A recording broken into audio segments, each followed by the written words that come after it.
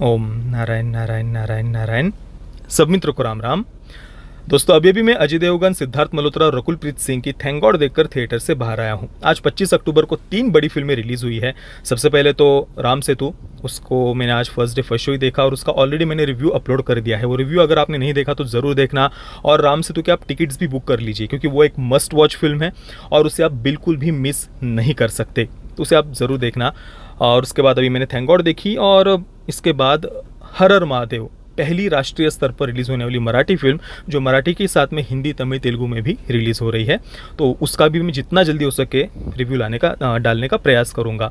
तो वीडियो को आप लाइक कर दीजिए और चैनल को अगर आपने अभी तक सब्सक्राइब नहीं किया तो प्लीज़ चैनल को सब्सक्राइब कर दीजिए और बेल आइकन भी दबा लेना ताकि जैसे मैं कोई भी नया रिव्यू अपलोड करूँ तो आपको नोटिफिकेशन मिल जाए।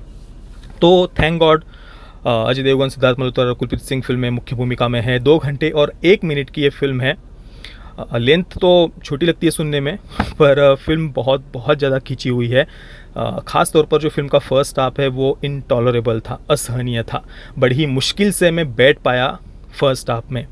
सेकंड हाफ में जाने के बाद में फिल्म कुछ जगह पर हमें थोड़ा इमोशनल करने का प्रयास करती है। जो फिल्म का मुख्य पात्र है अयान कपूर का, जो एक बहुत ही स्वार्थी, अहंकारी और कर्ज में डूबा हुआ रियल एस्टेट ब्रोकर है, एजेंट है, जिसका एक्सीडेंट हो जाता है और वो अभी यमलोक में गया हुआ है और चित्रगुप्त उसके साथ में गेम ऑफ लाइफ खेल रहे हैं। जो कि हमने ऑलरेडी ट्रेलर में जो देख लिया है वही फिल्म की कहानी है। उसके अलावा आपको फिल्म में कुछ भी अलग या नया देखने को नहीं मिलने वाला। और सेकंड हाफ में जाने के बाद में जो फिल्म हमें थोड़ा बहुत इमोशनल करने का प्रयास करती है वो ऐसे सीन्स है जिसके लिए फिल्म को कोई मार्क्स नहीं दिए जा सकते। क्योंकि मतलब जैसे देखिए, फिल्म में जो अयान कपूर की बहुत ही छोटी सी प्यारी सी जो बच्ची है, उसके साथ एक सीन है जहाँ पर उसका बर्थडे होता है। पिता उसे साथ में लेकर के जाते हैं घुमाने के लिए और जो बेटी है वो मुझे ये चाहिए, वो चाहिए, यहाँ चलिए पापा, यहाँ चलिए, इस प्रकार से अलग अलग जगह पर वो उन्हें ले जा रही है। तो इसके बाद अयान कपूर चिढ़ जाता है पिता कि क्या तुम मुझे यहाँ वहाँ घुमा रहे हो, समझ में नहीं आता क्या तुम्हें।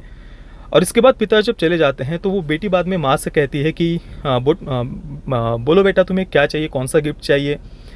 तो वो प्यारी सी बच्ची वहाँ पर कहती है, माँ मुझे तो मेरा गिफ्ट मिल गया, मैं तो बस पापा के साथ समय बिताना चाहती थी। अब देखिए, ये जो एक डायलॉग है वो मैं आपको बस ऐसे ही बोल दूँ ना तो भी कोई भी इमोशनल हो जाएगा यार। कोई भी छोटी बच्ची 4, 5, 6 साल की वो अगर ऐसा कुछ बोल दे कि मुझे कोई गिफ्ट नहीं चाहिए, मैं बस पापा के साथ समय बिताना चाहती थी, यार वो ये डायलॉग ही किसी को भी इमोशनल कर देगा। और इसके अलावा एक माँ का सीन है कि किस प्रकार से अयान कपूर की माँ, कोई भी माँ अपने, जैसे कि आम भी तो हर किसी के जीवन में हुआ ही होगा कि माँ खुद गुठलियाँ खा लेती है पर जो आम है बाकी वो बच्चों को खिला देती है, ताकि क्योंकि बच्चों को गुठलियाँ ज़्यादा पसंद नहीं होती, थोड़ी खट्टी भी होती है। तो ये जो 2 सीन है वहाँ पर उन्होंने ऑडियंस को इमोशनल करने का प्रयास किया है। पर बाकी जो पूरी फिल्म है वो एक बहुत ही third class B grade type film हमें लगती है। इवन मैं बी ग्रेड या थर्ड क्लास भी इसे नहीं कहना चाहूँगा, इतना घटिया एक्सपीरियंस बाकी जगह पर ये फिल्म हमें देती है। इतना चीप लगती है फिल्म की उसके लिए कोई शब्द ही नहीं है। मतलब कोई बच्चा भी इससे बेटर इमेजिनेशन कर सकता है यार। विशेषतः खास तौर पर फर्स्ट हाफ जिस प्रकार से उन्होंने पूरा दिखाया है थैंक गॉड का, क्या था वो। और जो मैंने थैंक गॉड फिल्म का जो ट्रेलर रिव्यू किया है ना, मुझे लगता है कि वो एक परफेक्ट रिव्यू है। वही उठाकर मैं यहाँ पर भी डाल दूँ तो कुछ भी मेरा शब्द बदलेंगे नहीं। जो बातें मैंने इसके ट्रेलर रिव्यू में कही थी वही बातें मैं यहाँ पर भी दोबारा से कहना चाहूँगा, पर मैं वो सब रिपीट नहीं करूँगा। पर अगर आपने मेरा ट्रेलर रिव्यू नहीं देखा तो वो ज़रूर देखना, क्योंकि उसमें मैंने इसी सिमिलर थीम पर आधारित कुछ दूसरी फिल्मों के भी उदाहरण दिए हुए हैं। जैसे कि जितेंद्र जी की लोक परलोक नाम की एक फिल्म आई थी, उसमें भी जितेंद्र जी का जो कैरेक्टर है वो यमलोक में जाता है। वो फिल्म भी एक तेलुगु फिल्म का रीमेक थी।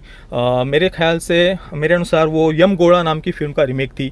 उसके अलावा एक तकदीर वाला फिल्म आई थी हिंदी में, वो भी तेलुगु फिल्म का रीमेक थी। वेंकटेश जी की वो फिल्म थी, यम लीला उसका नाम था। 2007 में एस राजामौली जी की भी एक फिल्म आई थी यमडोंगा नाम की। तो ऐसी फिल्मों के मैंने वहाँ पर उदाहरण दिए थे। उन फिल्मों में क्या थीम थी, क्या कहानी थी, इसके बारे में भी मैंने वहाँ पर चर्चा की हुई है।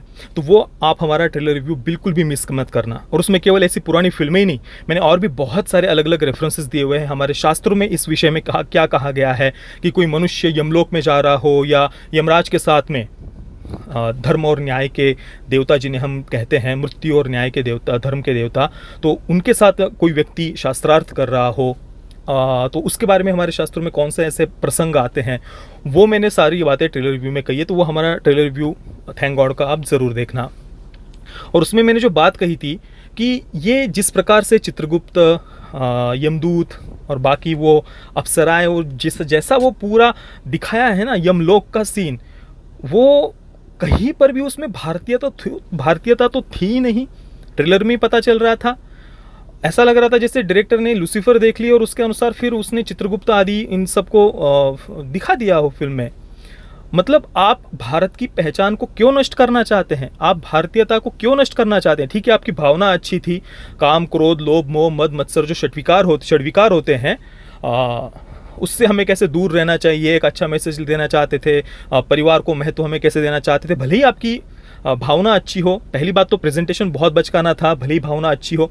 दूसरी बात, आपने भारतीयता को, भारतीय सिंबल्स को, उस पहचान को ही आपने नष्ट कर दिया है। जो वेस्टर्न फिल्म मेकर्स कर रहे हैं वही अगर आप करेंगे तो भारतीय होने के नाते हमारी अलग पहचान क्या बची फिर? आप मतलब पूरा वेस्टर्नाइज हो जाना चाहते हैं। पहली बात तो आप देख लीजिए बॉलीवुड के जितने भी so called celebrity, so called stars वगैरह आप देख लीजिए, उनमें भारतीयता को तो कहीं पर भी हमें दिखाई नहीं देती। ज़्यादातर, सबकी बात नहीं कर रहा, तो उनकी पर्सनल लाइफ में भी वो भारतीयता कहीं पर हमें दिखाई नहीं देती। जिस प्रकार की वो फेक एक्सेंट में जिस प्रकार से वो बातें करते हैं, उनका रहन सहन, बोलचाल वगैरह आप देख लीजिए। तो चलो, उनके रियल लाइफ में भी वो बातें दिखाई नहीं देती और फिल्मों में भी आप बस वही सब वेस्टर्नाइज माइंडसेट से फिल्में बनाते जा रहे हो। ठीक है, आपने एक छोटी बच्ची का जो सीन है वो और माँ का जो सीन है वो डाल दिया, तो इसके लिए आपकी बाकी जो पूरी फिल्म में आपने जो एक बहुत ही B grade third class type content बनाया है, क्या उसको हम अच्छा कह दे पूरी फिल्म को क्योंकि आपने एंडिंग में थोड़ा सा इमोशनल कर दिया? ना, बिल्कुल भी नहीं। फिल्म सीरियसली टॉर्चर करती है ज़्यादातर समय हमको, और मुझे ये बात बहुत ज़्यादा परेशान कर रही थी कि क्यों क्यों क्यों आपको पहचान को ही मिटा देना है? कुछ तो भारतीय होने के नाते हमारी कुछ अलग पहचान है ना, हमारे कल्चर की, हमारे संस्कृति की, हमारे वेशभूषा की, हमारे लाइफस्टाइल की, हमारे फेस्टिवल्स की। क्यों उसको वेस्टर्नाइज करना है? ऊपर से ये जो कुछ भी पहचान हमें फिल्म में जो दिखाई नहीं देती, इसके लिए फिल्म मेकर्स ने, थैंक गॉड के फिल्म मेकर्स ने जो जस्टिफिकेशन दिया है, वो बात हमें और ज़्यादा दुखी करती है, परेशान करती है। वो हमने सेकंड ट्रेलर में देखा थैंक गॉड के कि अजय देवगन को एक बड़े ही ऐसे नाटक कंपनी के जैसे बहुत ही ऐसे बचकाने से ऐसे कुछ वेशभूषा में दिखा दिया है, भारतीय वेशभूषा में, मुकुट वगैरह। वो जानबूझकर उसे इतना ख़राब तरीके से वेशभूषा दिखाई अजय देवगन की कि उसे देखकर ही किसी को भी लग जाए कि नहीं नहीं यार, ये हमें नहीं देखना है। इससे अच्छा तो वो सूट बूट वाला ही अजय देवगन का कैरेक्टर अच्छा लग रहा था, चित्रगुप्त का। जानबूझकर वहाँ पर किसी बहुत ही नाटक कंपनी के और बहुत ही घटिया से कपड़े वहाँ पर भारतीय पहनाए गए हैं, उसको बहुत घटिया तरीके से कॉस्ट्यूम डिज़ाइन की है, और उसके बाद जो संस्कृत भाषा का मजाक उड़ाया है। ऐसी होती है संस्कृत? ट्रेलर में तो थोड़ा सा ही एक वाक्य था, अभी फिल्म में मैंने देखा और भी ऐसे 4-5 वाक्य संस्कृत के जो व्याकरण की दृष्टि से भी गलत लग रहे थे और उनको जो मजाकिया ढंग से बोला गया है, और वो सीन दिखाकर आप ये जस्टिफाई कर रहे हैं कि इस कारण से हमने भारतीय पोशाक, भारतीय पहचान को मिटा दिया और इस कारण से हम वेस्टर्नाइज दिख रहे हैं क्योंकि ये ज़्यादा कूल लगता है। मतलब वो जस्टिफिकेशन, और ठीक है आपने आपको जो दिखाना था वो आपने चलो दिखा दिया, ऊपर से आप उसको जिस प्रकार से जस्टिफाई कर रहे हैं, मजाक उड़ा रहे हैं एक प्रकार से संस्कृत भाषा का। और जो वेशभूषा भी जो आपने दिखाई है, नाटक कंपनी की वेशभूषा भी इससे बहुत अच्छी होती है। मैं तो उसे नाटक कंपनी की भी नहीं कहूँगा, हाँ, जो स्टेज प्लेज होते हैं, स्टेज ड्रामाज होते हैं, उनका भी मैं अपमान नहीं करना चाहूँगा। बाकी सिद्धार्थ मल्होत्रा का जो अयान कपूर का कैरेक्टर है उसके बारे में तो मैंने आपको बताया ही, एक स्वार्थी, अहंकारी, कर्ज में डूबा हुआ रियल एस्टेट ब्रोकर, जो पहले तो काफ़ी सक्सेसफुल था, पर वो 2 नंबर का धंधा करके ब्लैक मनी वगैरह से उसने काफ़ी पैसे कमाए थे, पर डीमोनेटाइजेशन के बाद में हम सभी जानते हैं कि जिनके पास भी काला धन था, ब्लैक मनी थी, उनके क्या हाल हुए हैं। और इसी प्रकार के बुरे हाल अयान कपूर के भी नोटबंदी के बाद हो जाते हैं। पर उसकी पत्नी बहुत सक्सेसफुल है, घर वही चला रही है, और अयान कपूर काफ़ी फ्रस्ट्रेटेड है अपनी लाइफ में। उसी बीच में उसका एक्सीडेंट हो जाता है, फिर वो यमलोक चला जाता है। पत्नी का जो कैरेक्टर है रकुलप्रीत सिंह का, मुझे तो मतलब आजकल हर दूसरी फ़िल्म में रकुल प्रीत सिंह ही मतलब हमें देखने को मिल रही है। पता नहीं क्या कारण है इसके पीछे। इतने सारे एक्टर, एक्ट्रेसेस किसी एक फ़िल्म में काम मिले इसके लिए वो वेट करते रहते हैं। पर उनको तो ओटीटी प्लेटफ़ॉर्म्स के B grade soft porn type content में धकेल दिया जाता है। जो भी नई जनरेशन के एक्टर एक्ट्रेसेस किसी एक बड़ी फ़िल्म में हमें काम मिल जाए बड़े प्रोडक्शन हाउस की, वो तो तरसते रहते हैं। पर उनको तो ओटीटी प्लेटफ़ॉर्म्स के, वो भी कई सारे B grade type OTT platforms के सॉफ्ट पॉर्न टाइप कंटेंट में उनको धकेल दिया जाता है। और दूसरी तरफ उन्हीं एक्टर्स को बार बार हर दूसरी फ़िल्म में बस उनको ही लिए जा रहे हैं। और कुछ बहुत ज़्यादा ऐसा कुछ बहुत टैलेंट हो और एक्सेप्शनल ऐसा कुछ परफॉर्मेंस हो, ऐसा भी कुछ नहीं है। पर ठीक है, वही हर दूसरी तीसरी फिल्म में हमें वही देखने को मिल रहा है। बाकी तो फिल्म जो कुछ ट्रेलर में आपने देखा वही इसमें ही भी था। कुछ अलग ऐसा थिएटर में जाकर एक्सपीरियंस करने को मिला हो ऐसा मुझे तो नहीं लगा।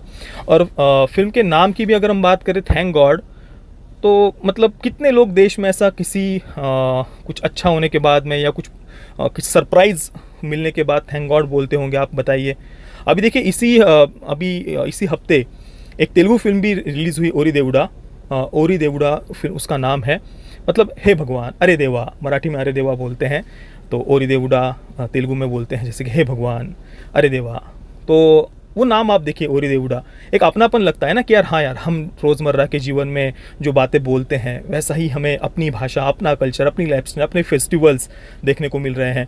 तो इसी कारण से आज रीजनल फिल्म इंडस्ट्रीज, विशेषतः तेलुगु फिल्म इंडस्ट्री को पूरे देश भर से इतना प्रेम मिल रहा है, क्योंकि उनके साथ एक अपनापन फील होता है ना यार। अब आप थैंक गॉड फिल्म का नाम दे रहे हैं, कितने लोग, हो सकता है कि देश के कुछ 1-2% कुछ एलिट्स बोलते होंगे, तो क्या आप बस उन 1-2% एलिट्स के लिए फिल्में बना रहे हैं ना? मतलब पता नहीं, मुझे ज़्यादातर समय तो फिल्म ने परेशान ही किया।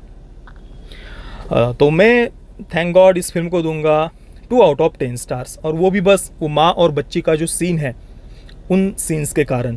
हालांकि मैंने शुरुआत में बोला कि उन सीन्स के लिए फिल्म को मार्क्स नहीं दिए जा सकते, पर फिर भी उन 2 सीन्स के लिए मैं यहाँ पर मार्क्स दे रहा हूँ फिल्म को, क्योंकि उन्हीं 2 सीन्स में थोड़ा सा मुझे अच्छा कुछ इमोशनल फिल्म में फील हुआ। बाकी पेरेंटल गाइडेंस की बात करें तो नोरा फतेही का वो जो अश्लील सा वल्गर सा डांस था वो है फिल्म में, और मैं तो सजेस्ट नहीं करूँगा कि परिवार के साथ या बच्चों के साथ इस फिल्म को देखा जाए। बाकी सेंसर बोर्ड की तरफ से यूएस सर्टिफिकेट मिला हुआ है। बाकी दोस्तों, आपने अगर इस फिल्म को देखा है तो आपका एक्सपीरियंस कैसा रहा मुझे आप नीचे कमेंट में अवश्य बताना। ये वीडियो देखने के लिए आप सभी मित्रों का बहुत बहुत धन्यवाद। जय श्री राम, वंदे मातरम।